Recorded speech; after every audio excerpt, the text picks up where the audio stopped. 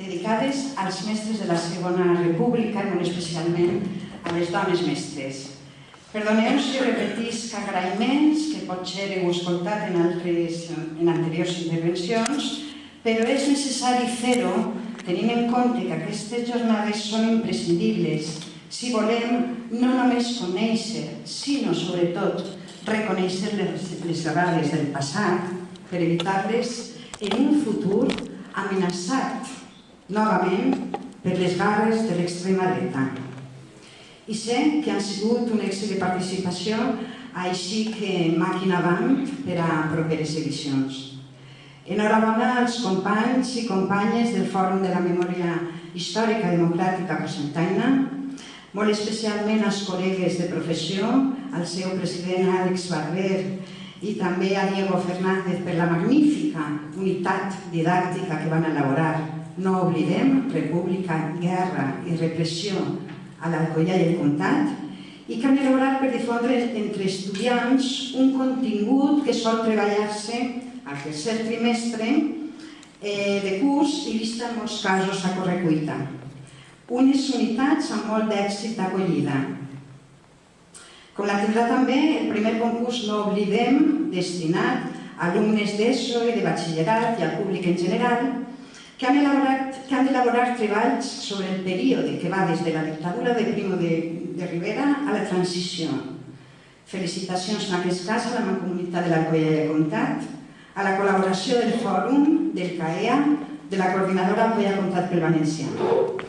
Felicitacions, com no, a Francesc Jobert, Paco, perquè el premi de la part escrita del concurs du el seu nom. Un reconeixement merescudíssim per la seva tasca incessant de recerca de xicotetes històries amb valor universal. I a l'encertada també denominació de la part audiovisual que du per nom Dones Rapades, que recordeu que vam tindre l'ocasió de veure així en aquesta mateixa sala un documental colpidor per dignificar aquelles dones humiliades als seus pobles. Gràcies també al testimoniatge i a l'ajuda de veïns i veïnes de les nostres comarques compromeses amb la reparació, la justícia, la veritat i la història de les víctimes de la barbàrie. Agraïments igualment als ajuntaments d'Alcoi, de Cocentaina, de l'Alqueria d'Aznar i de Muro per la participació en aquestes jornades. Gràcies a Irene Barrachina, regidora de Memòria Democràtica de l'Ajuntament de Cocentaina, afiliada com jo al Sindicat de Treballadors i Treballadores de l'Ensenyament, a qui hem d'agrair també la col·laboració. Disculpeu, tinc la boca seca.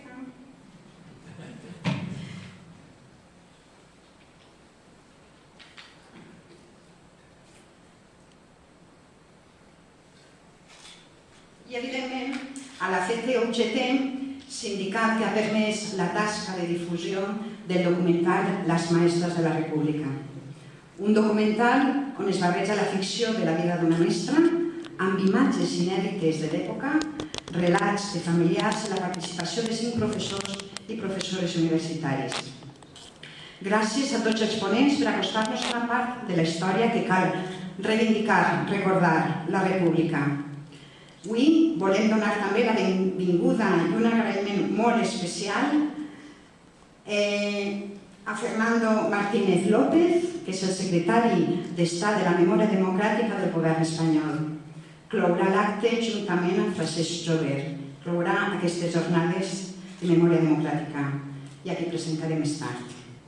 Per finalitzar, moltes gràcies als veïns i veïnes de les comarques per assistir i participar en aquestes jornades, perquè al remat, donar a conèixer la memòria democràtica només és possible si hi ha qui s'acosta a conèixer-la. Fets els agraïments, el documental que tot seguit es projectarà ha de servir per aproximar-nos a la realitat de les mestres de la Segona República, que tot i que cobraven sous molt baixos, foren la revolució de les consciències. No pretenc avançar qüestions que el documental plasma perfectament, però permeteu-me que apunti algunes cosetes. A la Segona República, la reforma educativa a l'Estat va ser excepcional tenint en compte el context tan advers que els va tocar viure. pujada del feixisme a tota Europa, crisi econòmica que arrossegaven des del 29.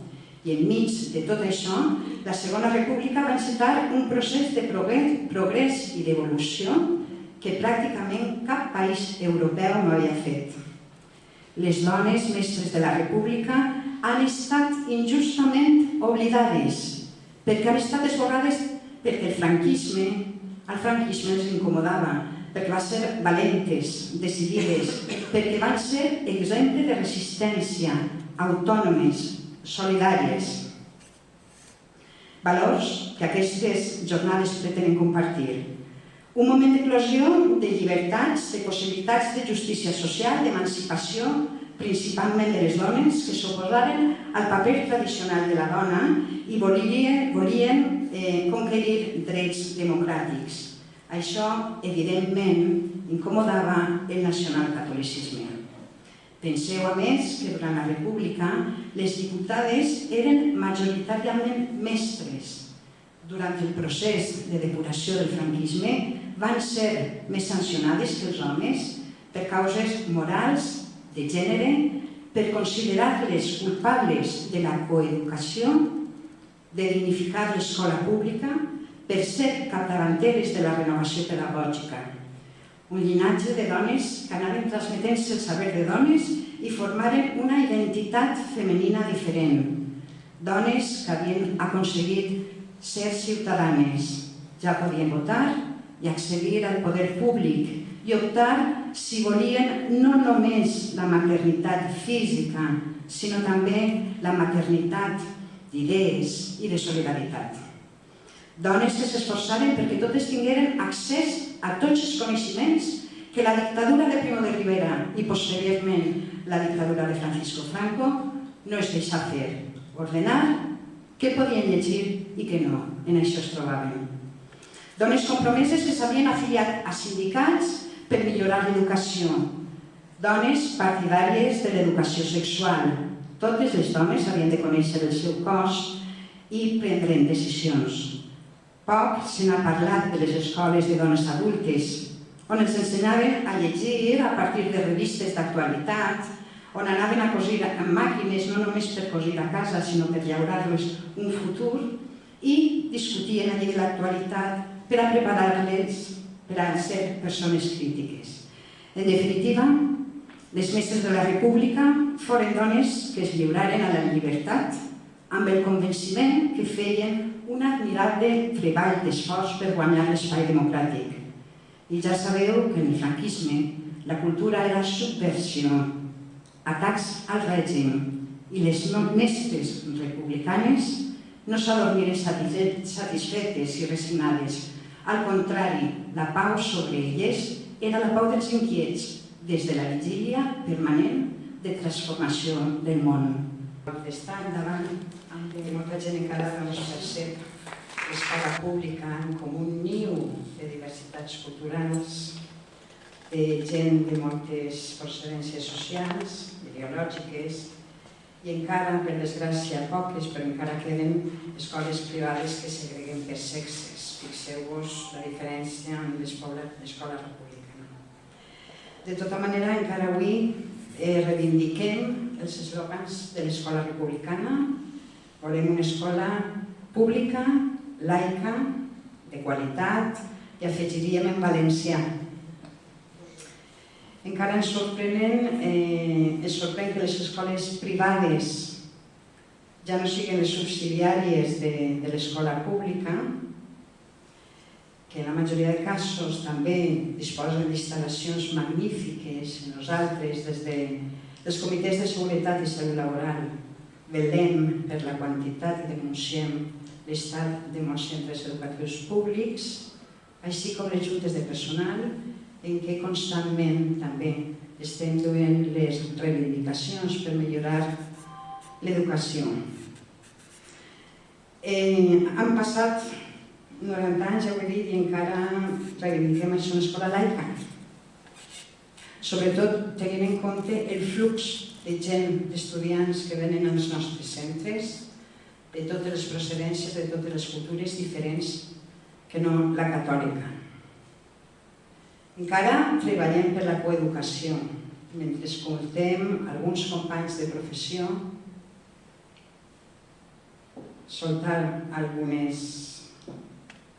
mostrar alguns indicis de masclisme. Encara avui patim el sostre de vidre a l'hora d'accedir a càrrecs directius, sobretot a primària. Hi ha algunes escoles que només tenen 1 o 2 professors, la resta són dones, i són ells els directors, però no tirem les culpes a ells. Moltes vegades són les mateixes dones que no volen assumir aquests càrrecs perquè encara arrosseguen la cura de la casa, la cura dels fills, la cura de la gent major. Encara desitgem, i no vull generalitzar, tindre una inspecció educativa que siga més pedagògica que no sancionadora. Encara avui reivindiquem la presència de dones científiques, escriptores, pedagogues en els currículums escolars i en els llibres de text. Alguna cosa no funciona bé. Com en la República, també demanem un major increment de pressupostos destinats a l'educació. Per acabar d'adobar, els seguidors del franquisme estan ara impedint que el professorat ensenyi en la seva pròpia llengua, que l'alumnat tinga tot el dret de conèixer-la i usar-la, tant si és valencià com no, això és el que havia de ser. I al contrari, votant-se el marc europeu de les llengües i la llei de protecció de les llengües minoritzades, com la nostra, regalen títols a 12 sota el nom de la llibertat educativa. L'extrema dreta s'apropia de conceptes en els quals no creu i utilitza els vocables de manera clarament perversa. Quina llibertat educativa imposen quan fan que les famílies decidisquen en quina llengua volen rebre l'ensenyament als seus fills, sense aportar-los cap altra informació, fent-ho de manera telemàtica. Quina llei de concòrdia volen sentir parlar si no reconeixen el cop d'estat? Els seguidors de la dictadura no volen que siguem lliures per decidir i no volen sentir parlar d'una part de la història que s'han encarregat de soterrar a les cunetes. No es pot comparar la verdadera lluita per la llibertat que suposava la manera d'entendre la Segona República, l'educació, amb una intenció ferma d'educar a persones lliures, front a la suposada llibertat que proclamen els que s'entesten a carregar-se la nostra llengua i impedir l'ensenyament i aprenentatge del valencià. Però no només això. La persecució ideològica davant qualsevol activitat o iniciativa vinculada al feminisme o als drets del col·lectiu LGTBI. Per posar-ne 2 exemples recents, el passat 9 d'octubre van obligar a llevar d'un centre les 4 barrades que penjaven per tal de commemorar-lo. O llevar de centres públics llibres que feien referència a la diversitat sexual.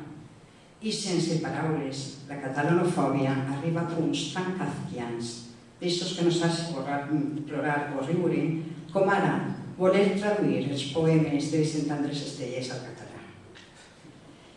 Si això serveix un poc per obrir debat, avant vos anime, però és de veure, jo no sé si éreu conscients cada vegada que quan veien el reportatge d'aquestes coses, vull dir, de les coses que encara no estan pendents. Vull dir que van ser un clar exemple del que ha de ser una educació pública. Però bueno, ahí tenim el panorama. Bueno, passar a presentar els convidats que us hem fet. Bé, no sé si abans dir, perdoneu, que a principis del juliol d'enguany s'aprova per pocs vots de diferència la nominada Llei de Concòrdia, promoguda per PP Vox al País Valencià. En palabras textuales de Carlos Mazón, presidente de la Generalitat Valenciana, ha sido un día histórico para el histórico Reino de Valencia. Hoy ganamos un poco más de libertad para los valencianos, una manera més de blanquejar el franquisme i novament una apropiació indeguda de la paraula llibertat. Ja sabeu que som molt donats a disfressar aquesta ideologia neoliberal a costa d'enganys. Han volgut carregar-se la llei històrica del 2017, avui democràtica des del 2022, per la llei de concòrdia, per tal de no generar divisió de víctimes dels dos bàndols. Objectiu: igualar els anys democràtics de la Segona República amb la dictadura posterior al cop d'estat i les seues conseqüències. Pretenen eliminar el mapa de fosses, l'inventari de llocs de memòria o subvencions públiques. Segons Mazón, ho fan per idealització extrema de la Segunda República, que condena solo los crímenes del bando nacional. La guerra civil nos tiene que enseñar, y no importa el bando ni el origen de las creencias, el sufrimiento y la muerte fue la misma para todos, i aboguen per protegir totes les víctimes del terrorisme i també del jihadisme, tot i que ja existeix una llei de reconeixement i protecció íntegra a les víctimes del terrorisme del 2011. Eludeixen, en tot cas, el concepte de dictadura. L'ONU demana que es preserve la memòria democràtica enfront de la concòrdia. M'apropia d'unes paraules del company Francesc Jover quan diu que el moviment memorialista creu que mai no pot haver-hi concòrdia real i efectiva si no es reconeixen i reparen els errors comesos.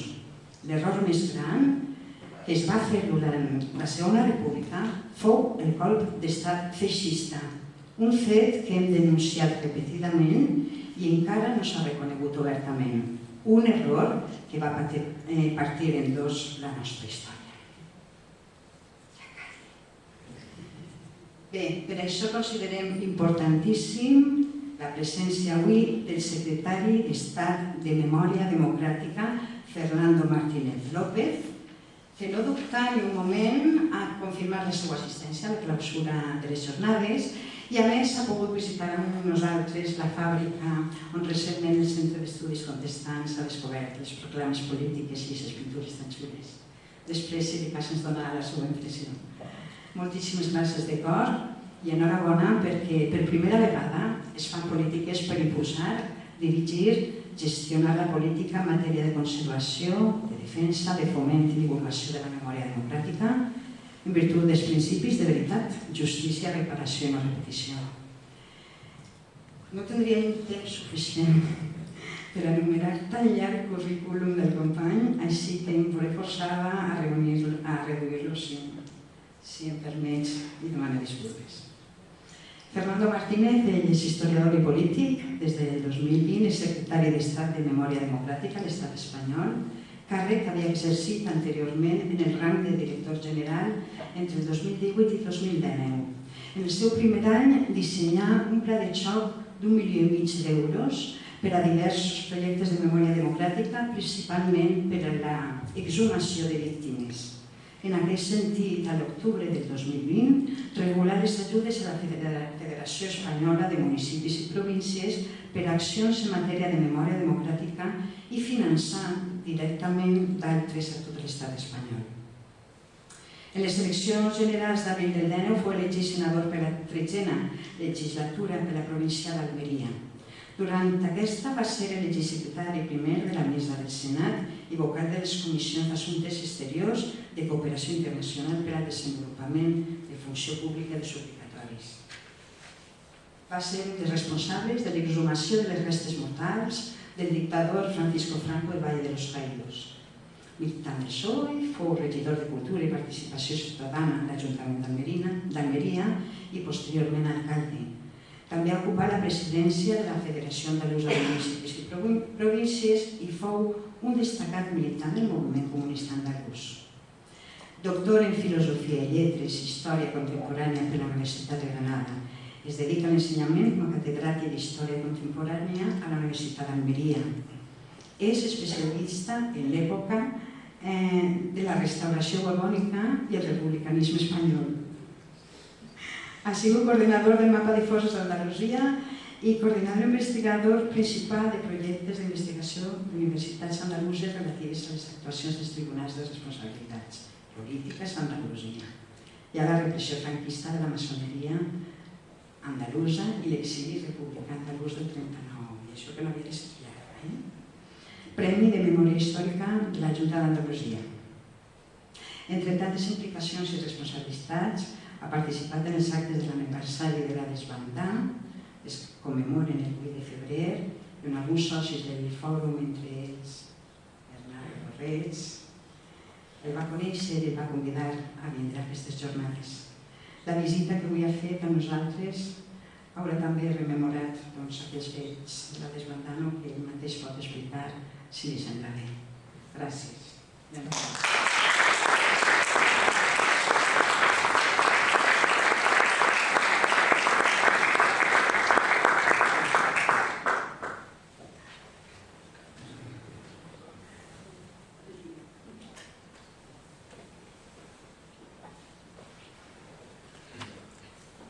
Buenas tardes a todos y a todas, alcaldes, corporación Ecocenteina, alcaldes que estáis con nosotros de otros municipios, representantes del Foro por la Memoria Histórica y Democrática de Ecocenteina.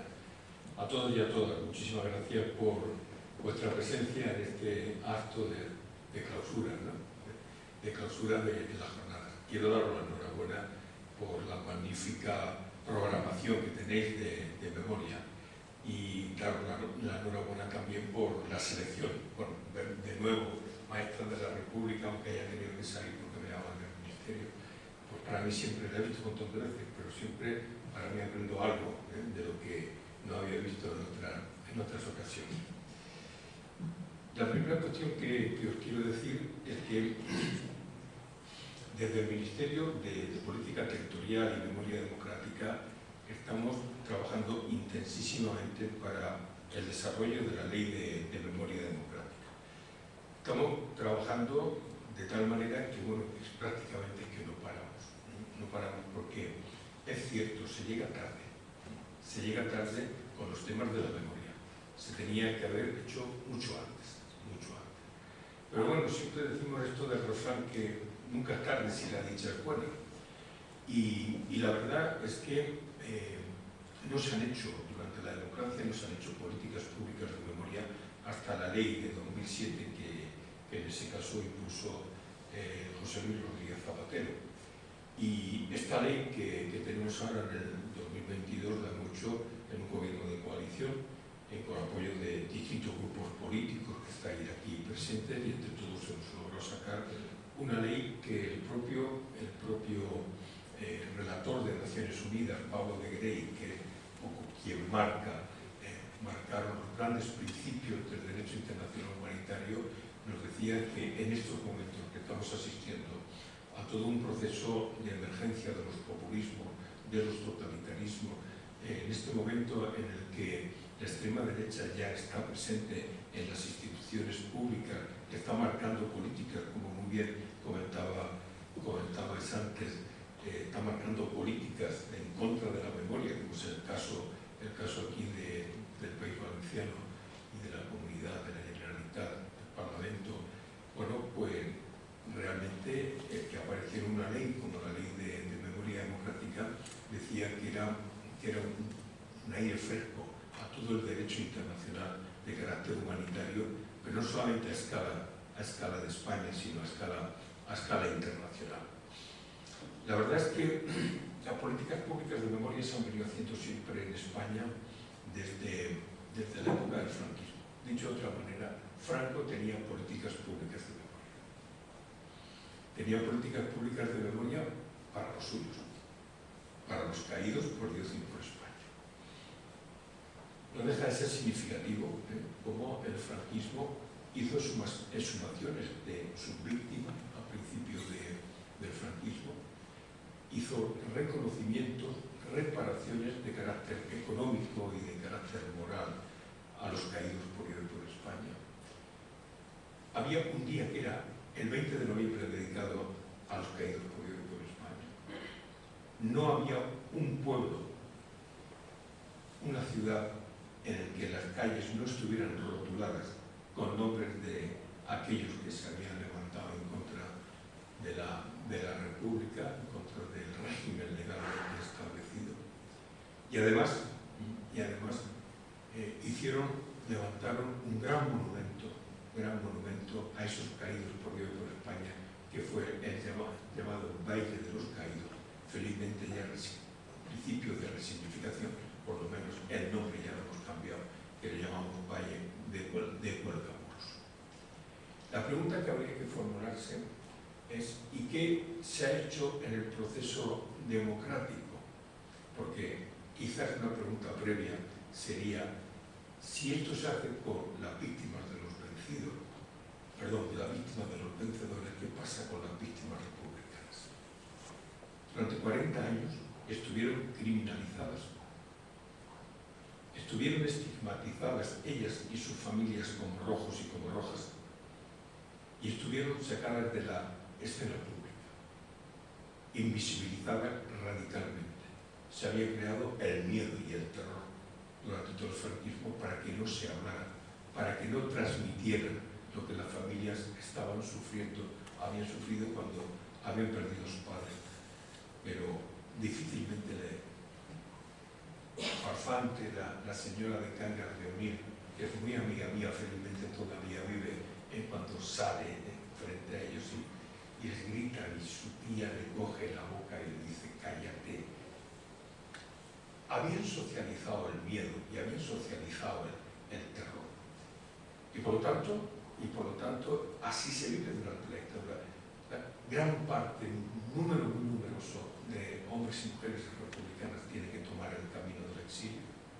Salen 500.000 de españoles al exilio, y allí se van a encontrar de nuevo que tienen que seguir batallando contra el fascismo. Van a seguir batallando contra las tropas alemanas que habían invadido Francia, y van a desempeñar un papel clave en la resistencia, en la entrada en París. Los primeros que entran en París son de la compañía La 9 del general Leclerc, que son españoles, son republicanos españoles. Los que hacen posible que se liberen 50 departamentos franceses son los guerrilleros españoles junto con la fuerza francesa del interior. Y cerca de 10.000 republicanos españoles van a pasar por los campos de exterminio nazi. De ellos mueren casi 6.000. ¿Eso qué contribuye? Contribuye, nos indica que hay una importantísima contribución de los republicanos españoles del exilio al proceso de construcción de la memoria democrática europea. Los demócratas españoles nos sentimos unidos a ellos. Ellos son el cordón umbilical que nos une a la España republicana con la España democrática a lo largo de todos esos años de la dictadura. Pero las víctimas de los vencidos, las víctimas republicanas, a lo largo de todo ese tiempo fueron, vuelvo a reiterarlo, criminalizadas, estigmatizadas e invisibilizadas. Y aquí sí viene la pregunta: ¿qué hace la democracia? La democracia, podemos decir que hay varias etapas, ¿no?, en cuanto a políticas, sino políticas públicas de memoria, sin algún tipo de reparación. Al principio de la transición, y esto dura como unos 5 o 6 años, de una manera espontánea se empiezan a cambiar los nombres de los calles cuando suben al frente de los ayuntamientos los grupos de coalición que nos traen los primeros ayuntamientos democráticos. Año 79. Se empiezan a cambiar los nombres de las calles. A través de los partidos políticos de la izquierda, nacionalistas de izquierda, se empiezan también a hacer algún tipo de sumaciones sin rigor científico. Y cogían, sabían dónde estaban sus padres, dónde estaba la gente del pueblo, en la fosa en la que estaban, los sacaban a todos y los ponían todos juntos, todos los huesos juntos, sin buscar la identificación, los ponían debajo de un monolito. Cambiaron, como decía, nombres de calles y se empezaron las primeras reparaciones de carácter económico. Por lo tanto, esto que es prácticamente casi espontáneo, salvo las reparaciones de carácter económico, es algo que en un momento determinado se paraliza también. Los historiadores nos gusta poner fechas a las cosas.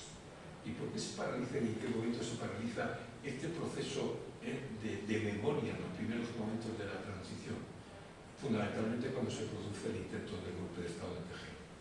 Ahí hay una paralización prácticamente casi generalizada a partir del año 81, 82, 83. Y claro, en ese momento se va a crear el tema de la memoria fundamentalmente en el marco de los investigadores, en el marco de universitarios que estamos investigando estas cosas, pero prácticamente desaparece de lo que es la escena pública hasta que a principios de los años 90 se lanza toda una ofensiva negacionista, revisionista por parte de la derecha española y que tiene su expresión en toda una serie de consignas que empiezan a darse para combatir lo que podía ser la memoria. La primera que se lanza es aquella que dice que no fue tan mala la dictadura. Dicho de otra manera, en los años 90 empiezan a blanquear la dictadura. La segunda que plantean es que quien tuvo la culpa de la guerra de España es la República. Y todo eso empieza a catapultarse a través de unos publicistas que no son historiadores, que copiaban lo que decían aquellos que favorecían el relato del régimen a principios de los años 40, y Pío-Moa, no sé si os suena Pío-Moa, César Vidal, etc., empiezan a lanzar eso con motivo del 20 aniversario de la muerte del dictador. Y no deja de ser significativo que cuando sube la derecha al poder con Aznar, inmediatamente se empieza a decir: hay que pasar página, no hay que reabrir heridas. Y se empieza a decir que todos fuimos culpables. Dicho de otra manera, hay que pasar página y no conocer la verdad de lo que pasó. La única manera que un país puede avanzar es conociendo a fondo qué pasó. ¿Qué pasó con estas maestras de la República? Que se estuvo callado de todo el tiempo, de toda la dictadura, no se hablaba. Sí que conocían algunos de los profesores y las profesoras que daban clase en academias privadas, que no podían volver a dar clase en la enseñanza pública porque eran republicanos o eran republicanas. Aquellos médicos que no podían ejercer y que estaban allí de mancebos en las farmacias. Estoy recordando mi pueblo, un mancebo de la farmacia, era un médico muy prestigioso que no lo dejaron, que le quitaron la carrera para que no pudiera ejercer. Esas maestras que fueron, algunas las readmitieron como dice en los años 60, pero las sacaron fuera de la provincia, estaban fuera de la provincia dando las clases, y no todas pudieron volver hasta muchísimo más tarde. Todo eso, ¿por qué no se conocía? No querían, no quieren, hay que pasar página, todo esto hay que olvidarlo. Porque eso dicen que reabre heridas. Conocer eso reabre heridas. Yo creo que conocer la historia no reabre heridas.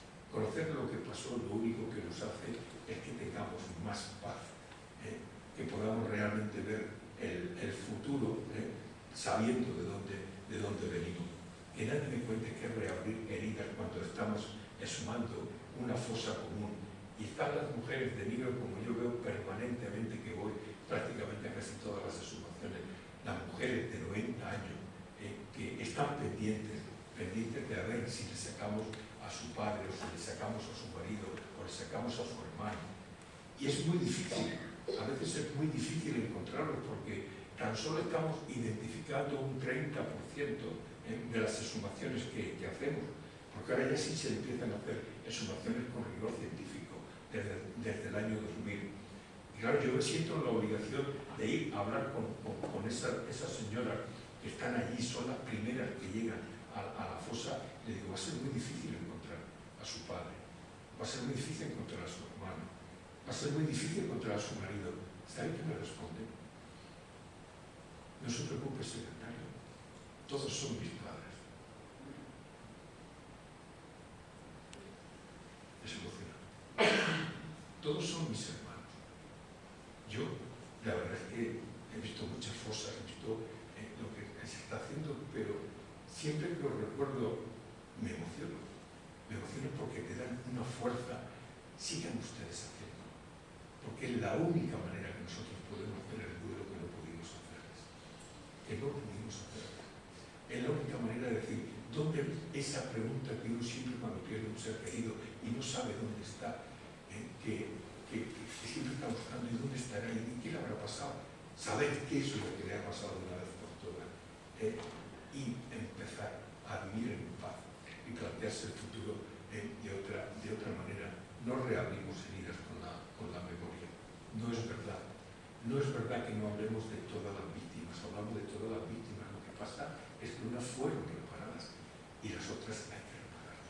Y la democracia tiene el deber político, el deber moral de reparar las víctimas que no han sido reparadas, que no han sido todavía reparadas, que todavía tenemos fosas comunes en este país. Cuando yo voy por los foros internacionales y digo que nos quedan fosas todavía y que estamos poniendo como elemento fundamental las exhumaciones para tratar de llegar a, sea muy tarde, como decía antes, pero tratar de llegar a las familias y que no se mueran y que puedan todavía poder enterrar los restos de sus padres, por lo que ellas, las mujeres, me dicen que quieren enterrarse. Eso es lo más grande. O cuando hacemos la entrega de esos cadáveres, esas cajas pequeñitas, y los cogen y las cogen y empiezan a abrazarse, empiezan a besar la caja. Por eso estamos reabriendo heridas.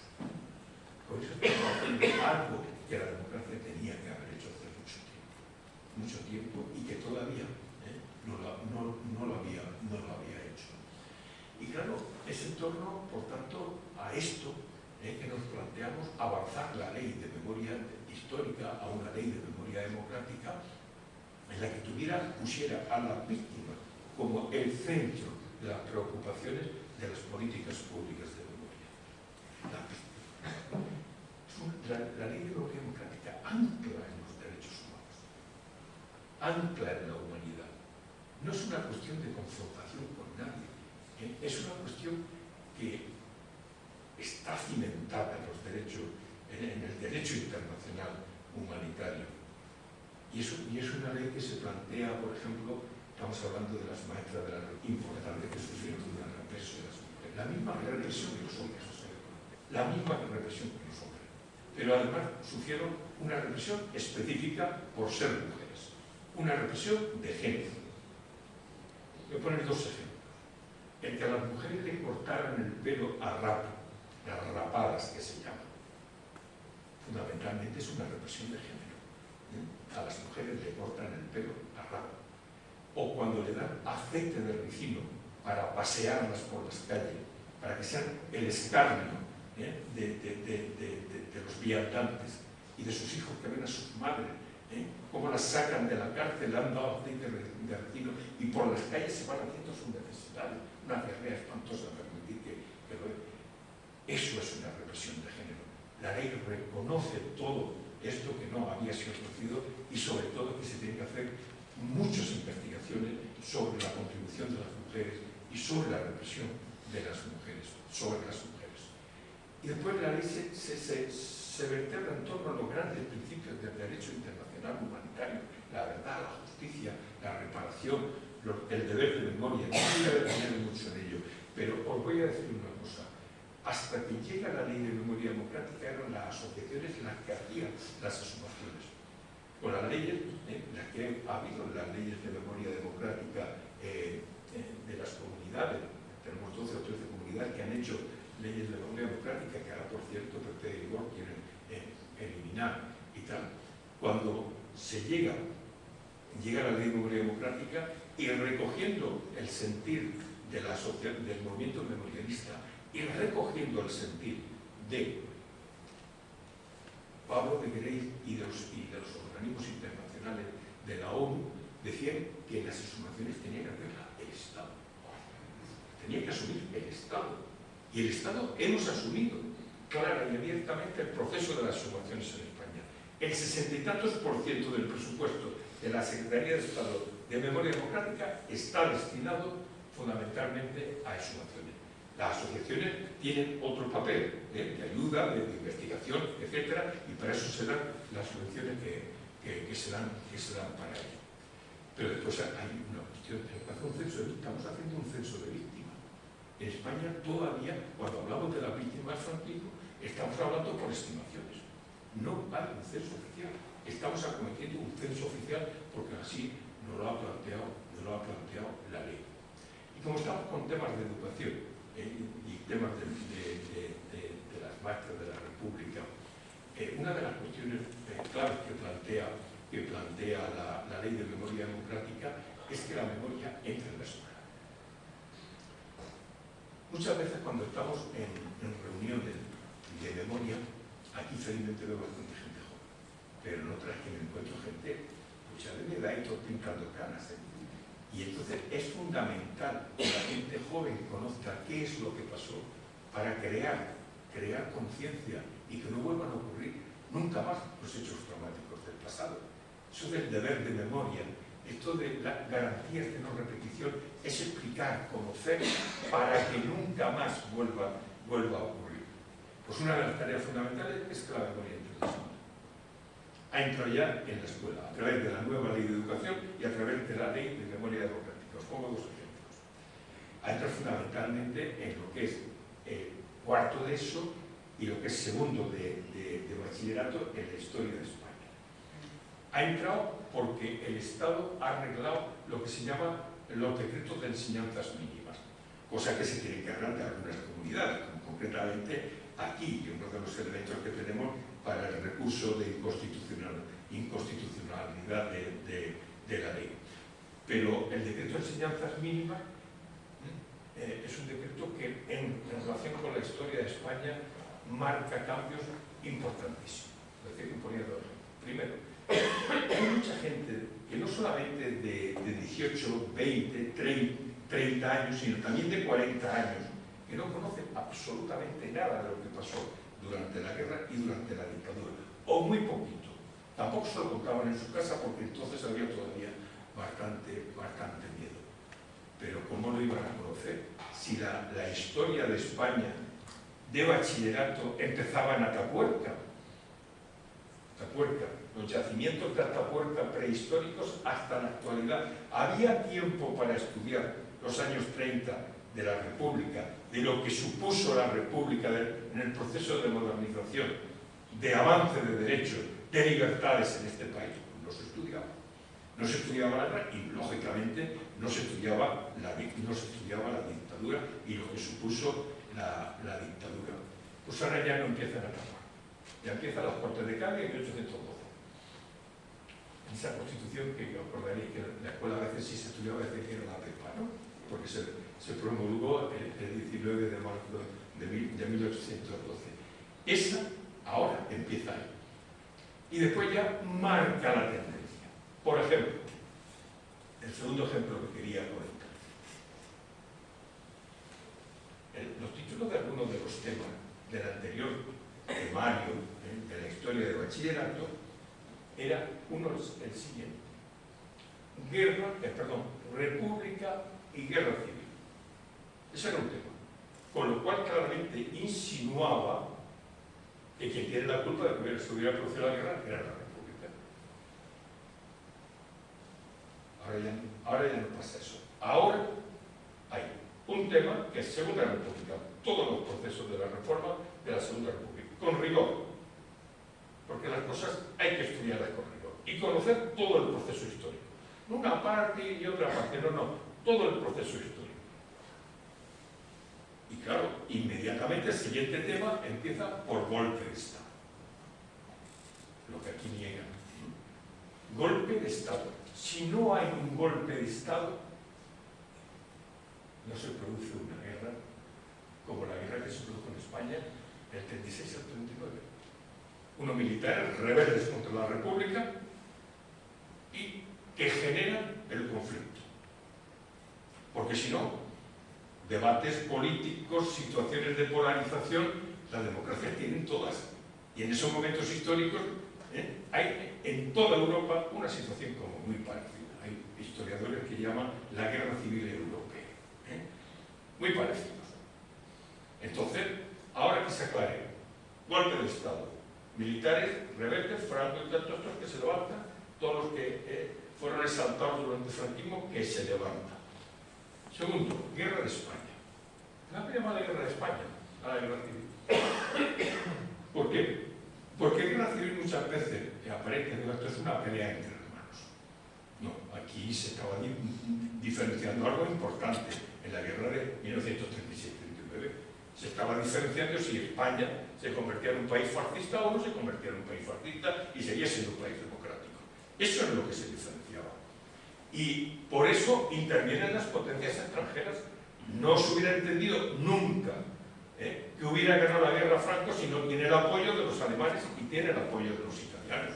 Nunca. Desde los primeros momentos del tránsito de África a España. No se hubiera entendido. Hay una internacionalización de la guerra. Por tanto, guerra de España, que es como se dice en la Sociedad de Naciones, que era el antecedente de lo que es Naciones Unidas en este momento. Y después dictadura. ¿Y la dictadura qué se estudia? En la dictadura se estudia la represión. Nunca se estudia la represión. Se quiere estudiar la represión. Lo que estaba contando esa farfante de sus padres, de cómo han fusilado.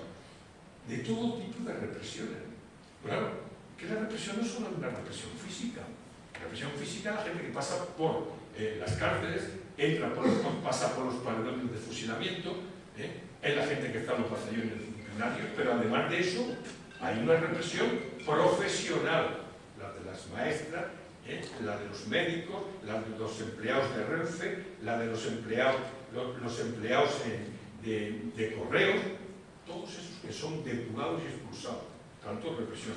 Y después hay una represión económica, que es las responsabilidades políticas, represión económica, 3 tipos de represiones y toda una serie de tribunales para eso. Pues es importante tenerlo en cuenta porque todo eso empieza a ser conocido y tiene que seguir siendo conocido. No deja de ser significativo. Víctima, y ahora mismo las políticas públicas ponen en el centro la víctima. Y también ahora estamos hablando de conocimiento y conocimiento en la gente joven. Hay víctimas juzgadas por estos tribunales que se llaman Consejo de Guerra, Responsabilidad Política, Masonería y Comunismo. Hay esas víctimas y esos tribunales. Pues esta ley lo que hace es declarar ilegales todos los consejos de guerra. Ilegales todos los tribunales de responsabilidades políticas. Ilegales el Tribunal de Masonería y Comunismo. Ilegal el Tribunal de Orden Público, con lo que más tarde, ya a partir de los años 60, el franquismo se dota para reprimir al movimiento obrero, reprimir a los estudiantes, en aquel momento lo estábamos estudiando, y reprimir también a los movimientos vecinales y todo aquel que pusiera en duda el franquismo, el Tribunal de Orden Público. Todo eso ha pasado a ser ilegal y, consecuentemente, sus resoluciones nulas por ley, que es lo que pedía el movimiento memorialista y lo que pedían los organismos internacionales de carácter humanitario. Y eso empieza a conocerse. Y es curioso, damos unas declaraciones, la ley establece dar unas declaraciones de reconocimiento y reparación. Ayer dimos una histórica, no sé si lo habéis leído. A Puig-Antich, ¿acordáis? De Puig-Antich, que fue prácticamente casi de los últimos que el franquismo asesinó por garrote vil. Ayer a las 4 hermanas que estaban sistemáticamente pidiendo justicia en el Ministerio de Política Territorial y Memoria Democrática, le dimos la declaración de reconocimiento y reparación con la que decíamos que el Consejo de Guerra que juzgó a su hermano es ilegal y que la sentencia que le condenó a muerte y que lo fusilaron es injusta y además nula de pleno derecho.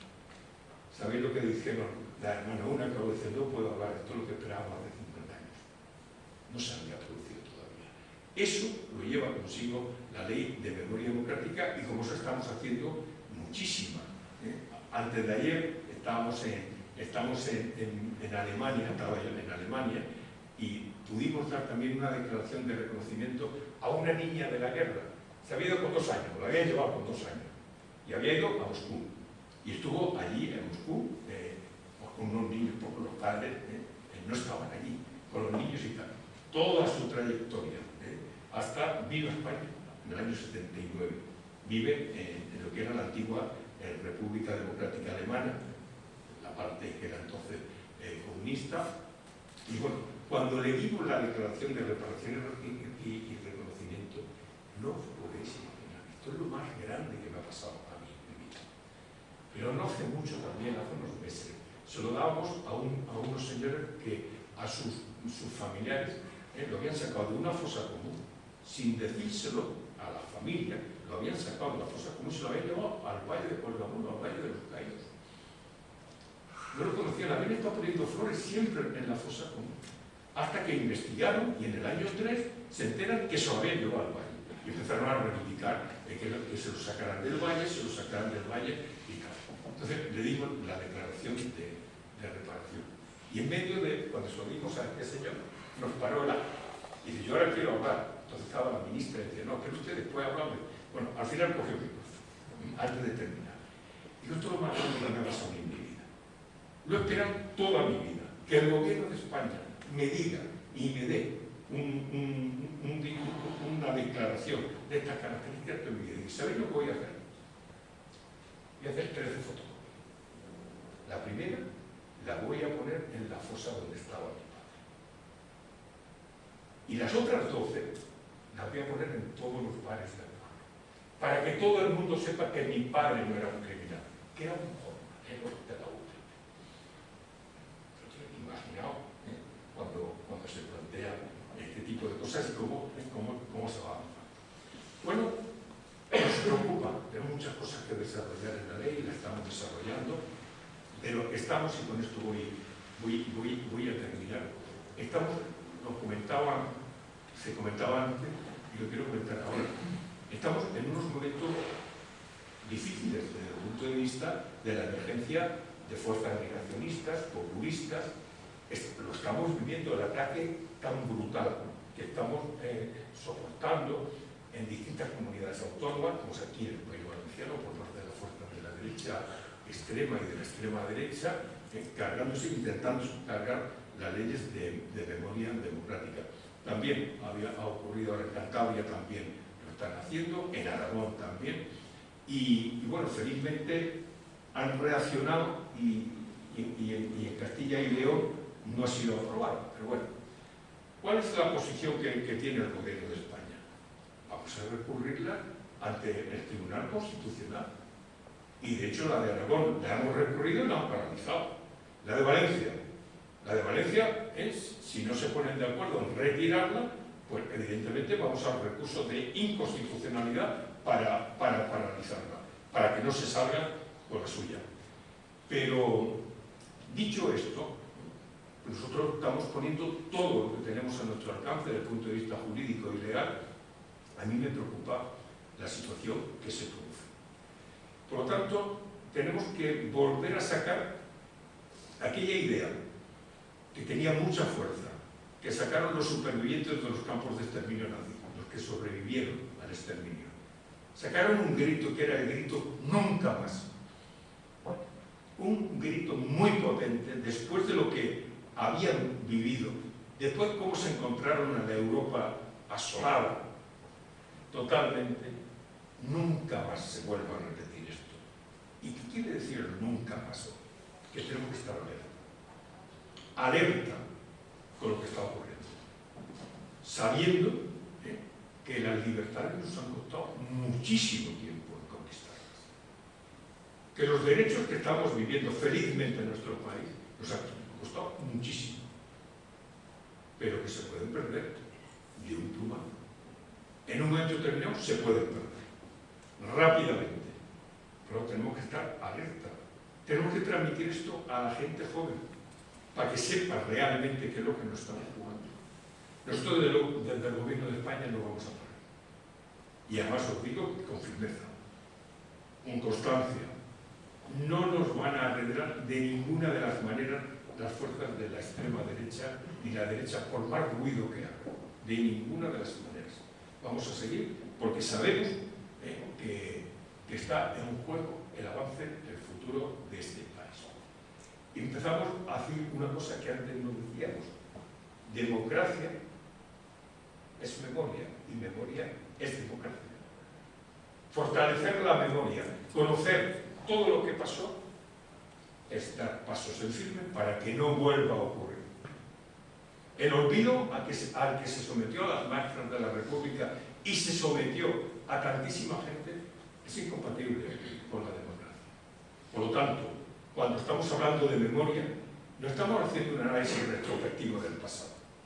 Estamos haciendo una apuesta de presente y una apuesta de futuro de fortalecimiento de la democracia en España. El año que viene va a hacer 50 años de la muerte del dictador. 50 años. Pues ¿qué es lo que hay que hacer en 50 años? Contar qué pasó en la dictadura. Tenemos un año para contarlo a fondo qué pasó en la dictadura y qué hemos ganado a lo largo, después de la muerte del dictador, en la democracia. Los grandes avances que hemos dado. Porque, claro, tenemos un enemigo común enfrente que niega estas cosas. Pero nosotros sabemos que si la memoria es democracia, evidentemente tenemos que contar los grandes logros en los que vive este país y que antes no vivía. Por lo tanto, termino agradeciéndoos que me hayáis invitado, agradeciéndoos que me hayáis escuchado y que me haya lanzado esta larga reflexión que os he hecho, y de luego deciros que tenéis una joya en lo que he visto esta tarde, tenéis una joya. Se lo decía al alcalde y a la corporación, nosotros nos vamos a comprometer, a mí no me gusta hacer promesas, pero bueno, nos vamos a comprometer a hacer un estudio para documentar bien, hacer un proyecto de documentación bien de ese muralismo de los años de la guerra, y después vamos a buscar las figuras que puedan protegerlo, pero que hace conjuntamente el ayuntamiento con nosotros, etc. Ya lo iremos viendo. Que sepáis que Cocentaina está en nuestro corazón, está en nuestra cabeza, y vosotros también ayudar, y vosotras ayudar a que la memoria realmente sea la clave para la apuesta del futuro y el futuro de la democracia.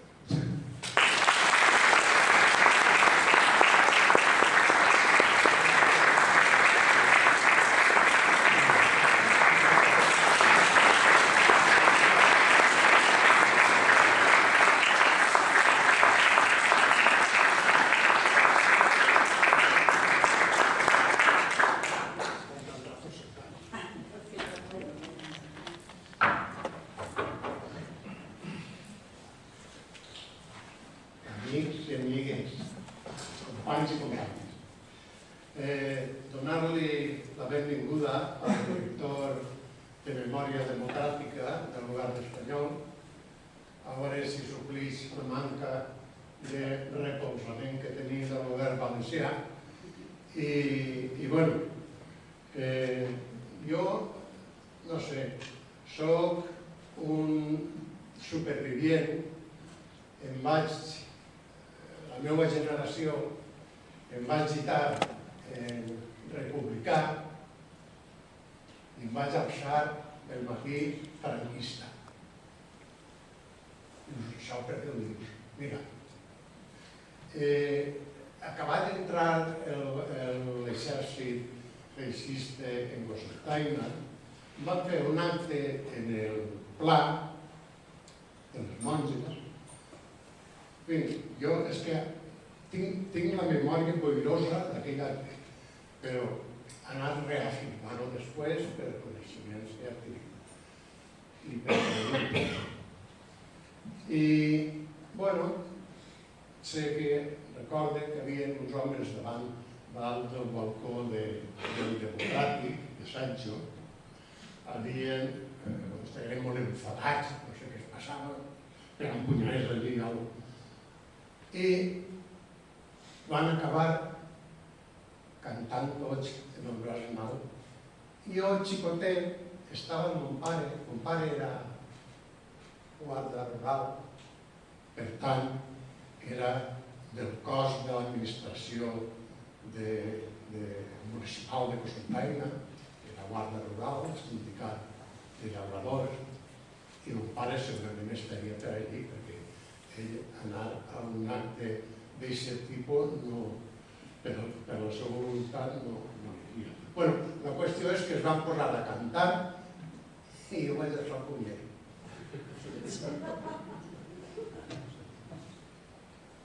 no tinc dit res, mon pare, el sofoco que va passar, agarrant-me el bracet i posant-me-lo. Pobre home, va passar-me el sofoco terrible. És la part que dia no sé qui que han tingut durant molt de temps. Una volta li dic a ma mare: mare, en les esglésies havia uns redolins que ara no els veig. Me recordo que jo les primeres voltes que anava a anar a les escoles, en l'any 40, pues, setmana sí, setmana no, venien els frares caputxins, perquè portaven una barba així, hasta si baix, setmana sí, setmana no, anàvem a l'església. Cantar, tal, qual. Jo coneixia redolins que havia. Què eren redolins? Sabeu que havia sigut una fàbrica, per este matí, dia d'una fàbrica de bombes. Bueno, era així, una fàbrica de material de guerra, no bombes, però era material, diríem, tòxic, material corrosiu, i en bidons es magatzenaven en les esglésies. I totes les esglésies estaven marcades per aquest redolí que el bidó havia deixat del material corrosiu. Mare, hi ha redolins. Quins redolins, dius? Calla. Redolins que veien, jo, per imaginar-me, fugia, o em posava al mig del redolí, o m'anava a dir, perquè aquest relleu que havia d'això em molestava el girollet. Bueno, ma mare ho va negar.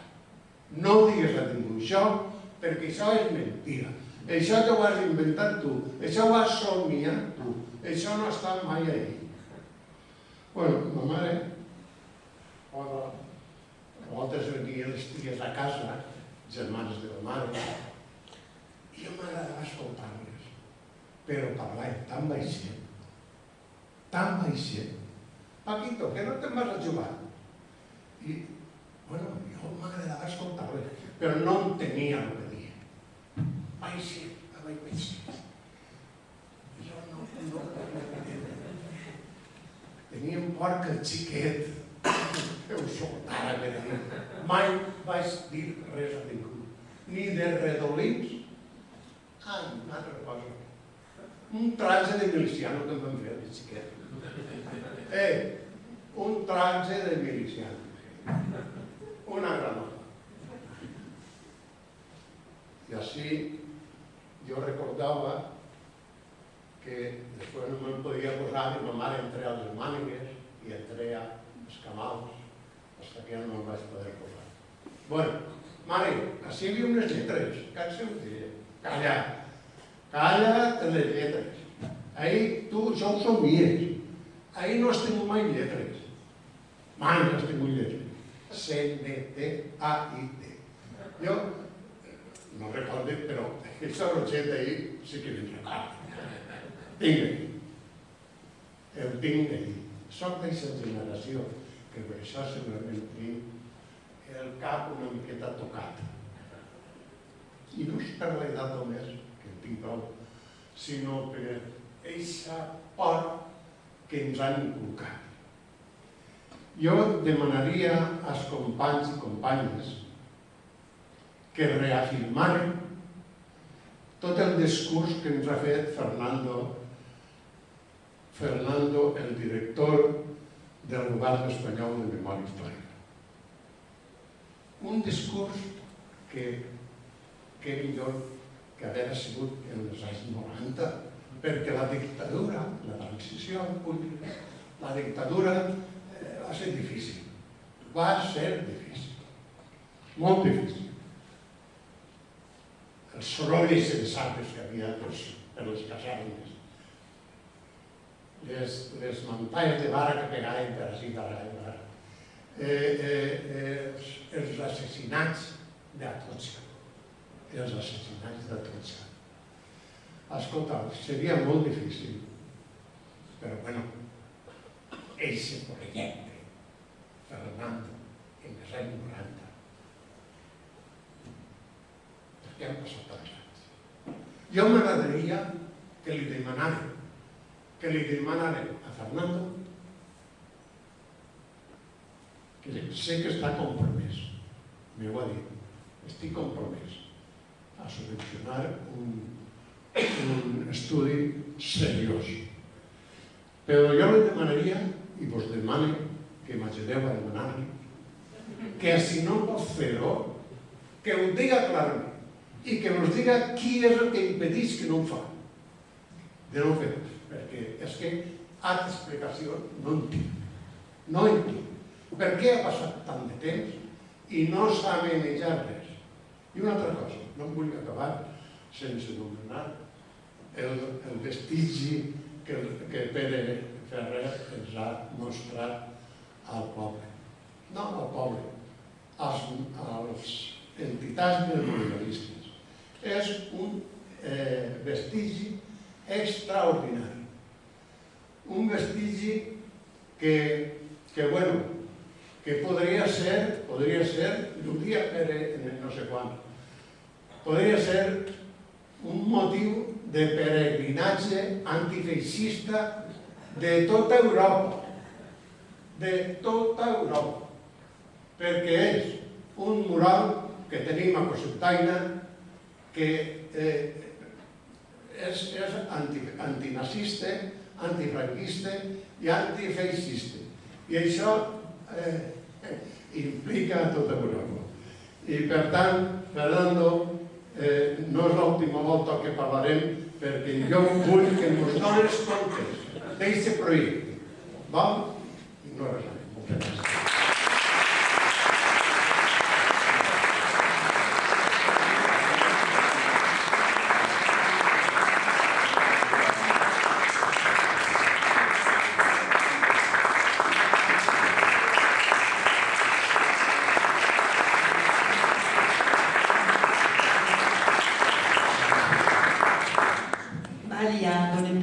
Quasi per acabar les jornades, Irene Barrachina, regidora de Memòria Democràtica Cocentaina, pujarà a dir-nos una coseta, xicoteta.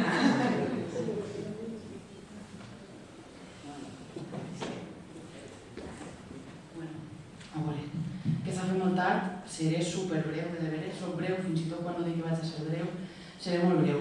Moltes gràcies a Emma, de veres, de part del fòrum i també de part meua. Moltes gràcies per la teva presència avui ací, per tota la presentació del documental i totes les teves paraules.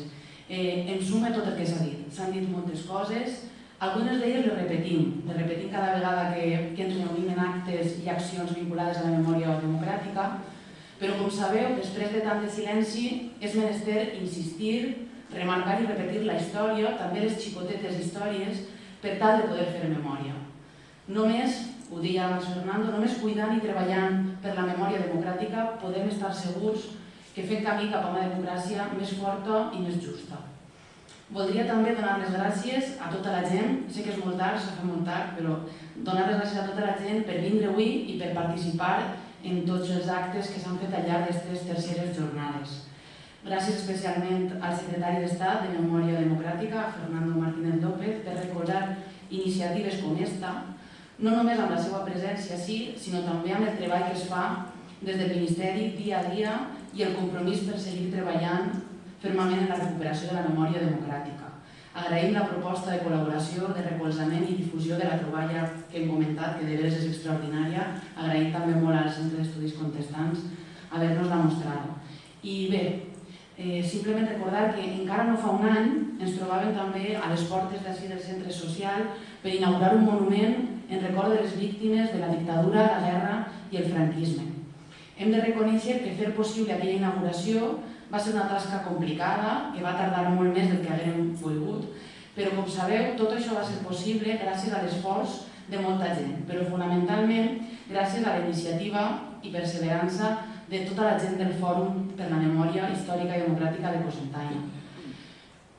Com també és gràcies a la seva tasca que aquestes jornades de memòria democràtica es puguen fer enguany per tercera vegada, però que es puguen fer en aquests pobles de l'Alcoià i el Comtat. Hem d'agrair-los la seva tasca incansable, el seu esforç i el treball diari.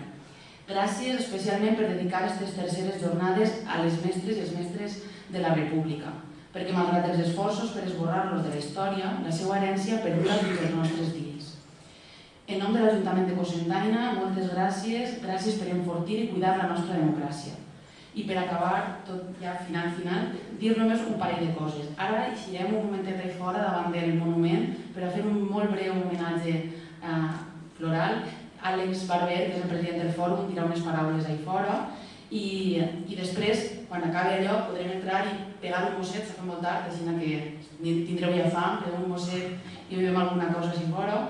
I res més, abans d'acabar jo, sé que la gent del fòrum volia fer entregat un xicotet obsequi als participants de l'acte d'avui i res, espero retrobar-vos en les quartes jornades de memòria tots els que esteu així presents i en tots els actes que fem d'ací a que siguin aquestes quartes jornades de memòria democràtica de l'Alcoià i el Comtat.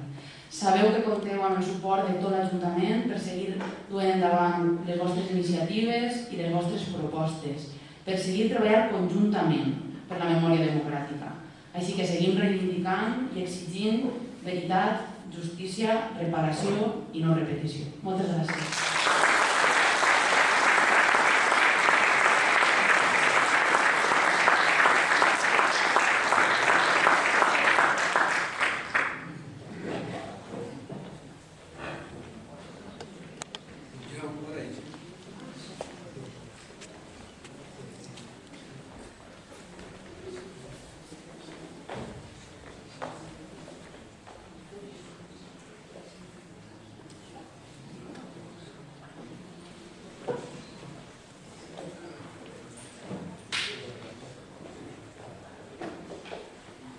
Bona nit i moltes gràcies per haver participat i moltes gràcies al company Fernando Martínez perquè ja ens coneixem, aunque ell coneix de molt, però se recordarà unes voltes democràtiques. La participació és en la desbandada del grup de Cocentaina.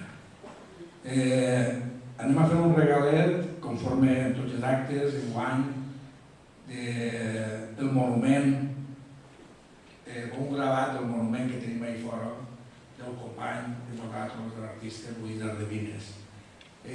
Són gravats personalitzats i cada un en té un i totalment diferent i espero que el poseu en bon puesto i se'n recordeu del Fòrum de la Memòria Històrica i Democràtica de Cocentaina.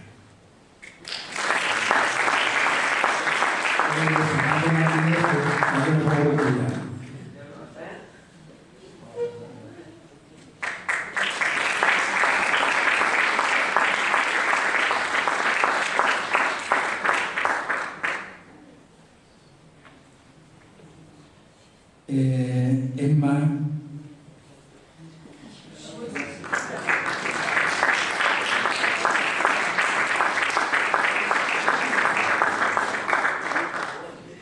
i Francesc